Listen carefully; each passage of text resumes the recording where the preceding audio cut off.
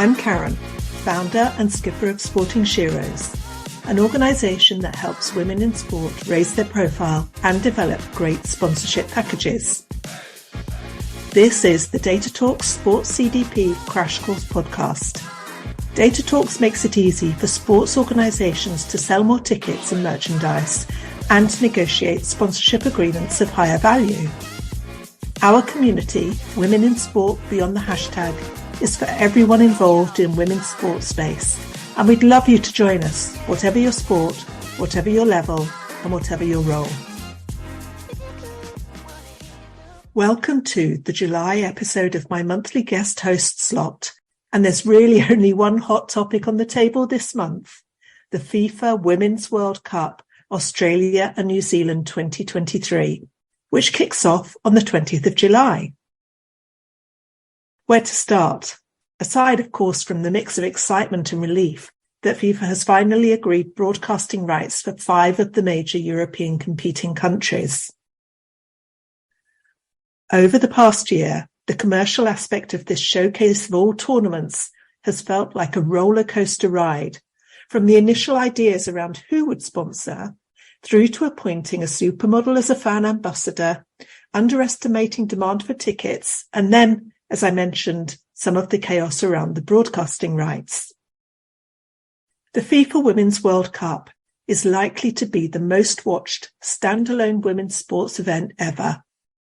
Around 1.5 million tickets have been sold, and the tournament opener, in which Australia play Ireland, should have provided early warning signs of its popularity when it had to be moved from a 42,000-seater stadium to one twice the size to meet the demand.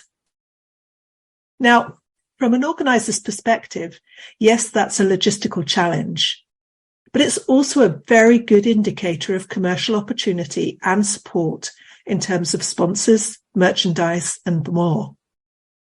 However, if we look solely at the pounds, dollars, and euros, we do so at our peril. It's not just about the money, and especially in women's sport. When FIFA tried to push through a sponsorship deal with Visit Saudi, there was a backlash from organisers, host countries, players and fans, and FIFA President Infantino had to withdraw from completing the deal. For many, it was a triumph of morals over money, and whilst I doubt he would admit it, probably a blessing in disguise for Infantino. Had he gone ahead with the deal, FIFA would have had to deal with consistent and persistent discontent and disruption from all parties involved, and it sadly would have been a major distraction from the sport on the pitch. By contrast, in addition to some of the usual sports, drinks and transport and other brands who regularly sponsor events such as these, on the 12th of May, Unilever's personal care brands have been announced as official sponsors. And they are looking at sponsorship that goes beyond logos and product placement. Rather, they are hoping to build a deeper relationship with lasting impact, including a range of initiatives to help accelerate the growth of women's football globally. And I say hurrah to that. That right there is what makes all the difference. Securing a sponsor with line-of-sight relatability to the tournament, its players and its audience will change the music and the tone on the pitch, in the hospitality venues, and across the broadcast stations. It's really commendable that Unilever took this leap of faith, as the broadcasting agreement itself was only announced on the 14th of June, after chaotic negotiations that, for some time, even threatened blackouts to 5 of the biggest competing nations in the tournament. And it's not just the sponsors, the teams, and the national governing bodies that would have had cause for concern had this happened.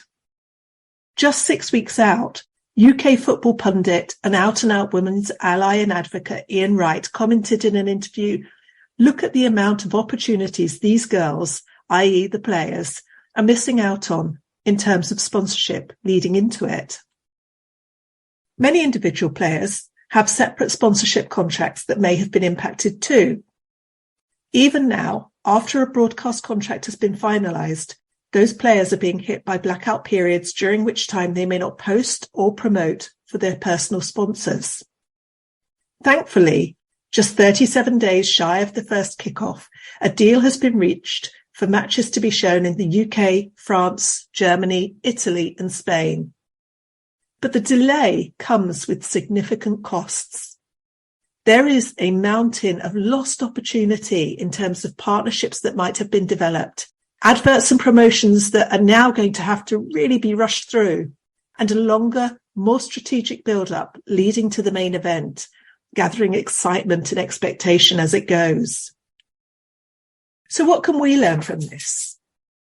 When considering sponsors and sponsorship packages, take the following into consideration. Firstly, plan well so that when you secure sponsorship, as the sponsor or the recipient, both parties have time to execute well. You may be familiar with Dwight Eisenhower's prioritization framework, the quadrant matrix comprising tasks that are important, non-important, urgent, and not urgent. The sweet spot is clearly the not urgent but important quadrant, where we are focusing time and effort on opportunities for maximum impact, but with the time to execute brilliantly. Secondly, don't underestimate the power of documenting the journey. Women's sport in particular attracts sponsorship with great longevity and a deeper, more collaborative relationship, but you can only manage that if you get going well ahead of the starting whistle. Thirdly, look for sponsors with whom there is a direct line of sight in terms of relatability to your sport, your players, and your sponsors. Fourth, as was so demonstrable with the Women's World Cup, avoid anything that goes against your values. There will be other, more aligned organisations out there keen to support you, but they'll also be watching your choices. And fifth, ensure you have explored and put in place risk and reputational management measures. So if you do get into trouble along the way, you can handle it efficiently and gracefully. There are some positives in this slightly woeful tale. For a start, have a look for some of the tongue-in-cheek fun adverts that have started to emerge. I highly recommend the Fox Sports USA versus the World one, especially as our Lionesses are seriously hoping to beat them this time around. Also, while FIFA comes in for some serious criticism on occasions, it has announced that players will each be paid at least $30,000, with significantly more for the winning team. The stage is set. The coaches are starting to announce their squads, and as a Brit, I will of course be cheering on the Lionesses. But more than anything, I want to watch great football by a bunch of seriously class female athletes. Yes, women's sport has a way to go, and there will be challenges along the way. But for now, let's cheer loudly, support our national teams, and celebrate one of the greatest spectacles in women's sport. So that's a wrap for this month. I'm Karen, the founder and skipper of Sporting Sheroes, guest hosting this podcast for Data Talks. Come and connect with me and the awesome Data Talks team on social media, and don't forget to join our fantastic community, Women in Sport, beyond the hashtag. All the links are in the episode description.